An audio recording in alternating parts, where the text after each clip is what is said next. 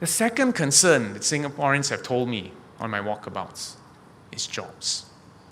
And this is a very, very real concern. You know, in the last 10 years that I've been in politics, in 1998, before I came in, we had the Asian financial crisis.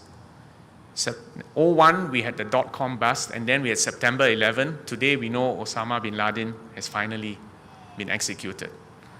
In 2003, we had SARS.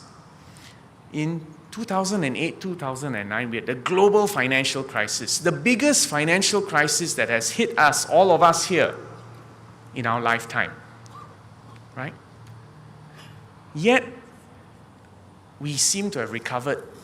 Each time we bounced up, and we bounced up so fast that sometimes I worry that we don't appreciate the fact that the ability to bounce up after such a major crisis is amazing, you know. Because even today, here as we talk, do you know what the unemployment rate in America is? It's about nearly 10%. The unemployment rate in Europe is also nearly 10%. What is the unemployment rate in Singapore? Do you all know? 1.9%. That is equivalent. Thank you. That is one of the lowest rates of unemployment anywhere in the world. And to be able to achieve that, despite all the external shocks that we have gone through, my friends, don't take this for granted. This is something special. This is something precious. But this success is not because only of the PAP, but it is because our people of Singapore have learned lessons that my mother taught me. Work hard, take any job, save, look after your children. Now, the opposition says we can do away with manufacturing. 500,000 jobs they are prepared to put at risk. The opposition then says, you know, many of you, your pay is not enough. Let's have a minimum wage. Overnight, magic, we raise your pay. But my friends, first let me say, I agree with the intention to raise people's wages. People should have higher pay. The question is, how do you raise people's wages? The opposition way, with a minimum wage, will cause higher unemployment. Why? It's very simple. If you raise wages overnight and it is not competitive, the company will close. When a company closes, there's no more job. Secondly, if you just raise the wage instead of improving the capability and training and education of the worker, you're just fooling yourself. Sooner or later, the company will find a reason to retrench that worker. Third, a minimum wage does not help people who are self-employed. And even if I ask you now tonight, all of you here, many of you are self-employed. A minimum wage will not help people who are self-employed. So what is the PAP solution?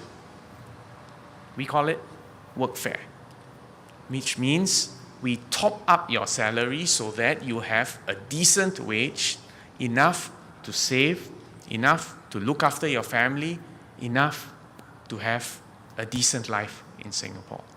So the point I'm trying to tell you is beware of people who sell you koyok that only apparently makes the pain go away, but actually doesn't cure you.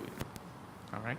So jobs are important, and the reason we have to fight this is that if our opposition takes over, between spending money to ship our jobs to Malaysia and Indonesia, pretending to have a minimum wage and raising unemployment, they are going to put our jobs at risk. So please don't do that. Yesterday we celebrated May Day. We celebrated the special relationship between the unions and the PAP. Today, my opposition says, oh, no, bad idea. Unions and PAP have conflict of interest. Keep them apart. But my friends, the reason why we have nearly 7,000 multinational corporations in Singapore is they know that in Singapore, the workers are hardworking, the workers will have a fair deal, the unions will protect the workers, and that the unions work with the government to grow more jobs. So again, be very, very careful. When people come up to you and say, it's very easy, split the PAP, split the NTUC, suddenly workers' pay will go up. It will not happen. You will lose jobs, and our livelihood will be at risk. Let me deal with the third concern that you all have shared with me, the cost of homes. Now, every single homeowner in Holland-Bukit, Timah, and Bukit Panjang, in the last 5 years, I know you have seen appreciation of your values. Am I right? Have your flats gone up? Yes. Okay.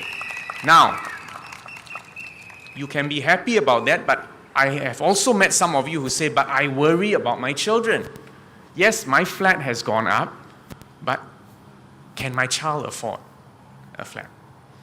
Well, here I want to tell you, look at this field. Look around here at this empty field. The Ministry of National Development has said, and my good friend Mr. Ma Bao Tan has said, this year they're going to launch 22,000 new build-to-order flats. That's not all. 4,000 design, build, and sell flats. And that's not all. Another 4,000 executive condos. And these, altogether, that's 30,000 new public housing flats. In addition to that, there are many more unsold private apartments coming into the market over the next 2 to 3 years. So my message to all of you is, please don't worry. Mr. Ma will make sure that there are enough flats, and he will also help your children to buy their first flat using their CPF, and to make sure that they become, like you, owners with a stake in Singapore and a stake that will gradually rise. But having said that, let me also add a note of caution. You must understand, why are our prices of our apartments so high right now? There are a few reasons. Let me share a couple of reasons with you. First, it's because people have confidence in Singapore. If you have no confidence in Singapore, you will not be prepared to invest several $100,000 in a flat. Secondly, and perhaps just as important, supposing we took the opposition's view, we should shut the doors and the borders, no more immigration. Let me just tell you what will happen. We shut our doors today. By the year 2030, our population will shrink because we're not having enough babies. When populations shrink, let me ask you, what do you think will happen to the value of your flats? Will it go up or will it go down? It will go down. So again, let us be very, very careful about quick populist solutions which can actually do long-term harm. Another reason why our house prices are very strong right now is because our interest rates are very low. You can go to DBS and I think you can get a housing loan probably now at 1.2, 1.3%. But my friends, when I bought when my father bought the house, I remember him paying an interest rate of 14%. Now, I'm not saying that's going to happen now, but the message is, do not take what we have now for granted. We now have a strong, booming economy. We have a growing population. We have a confident international investors in Singapore. But so easily, this can go wrong, And when it goes wrong, you are at risk. So let me just end by saying we must be concerned about the future, about our children's future. And we must remember to teach them the right lessons. And even as we fight this political battle, do not get taken in by populist measures which do long-term harm to our children. So, over the last few days in this campaign, it has been tough, it's been hard work. But I'll tell you why I'm going to keep fighting all the way to the end, no matter what happens.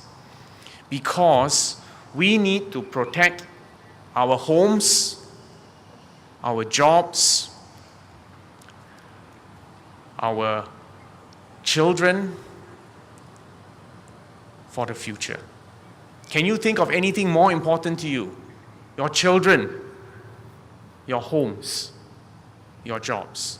I promise all of you, vote for the PAP. We will protect your children, your homes, your jobs. Thank you very much. Thank you. Undilah PAP. Thank you, Minister. Okay, let's have a cheers together. All of you stand up and cheers together. Majulah PAP. Majulah Singapore. Thank you.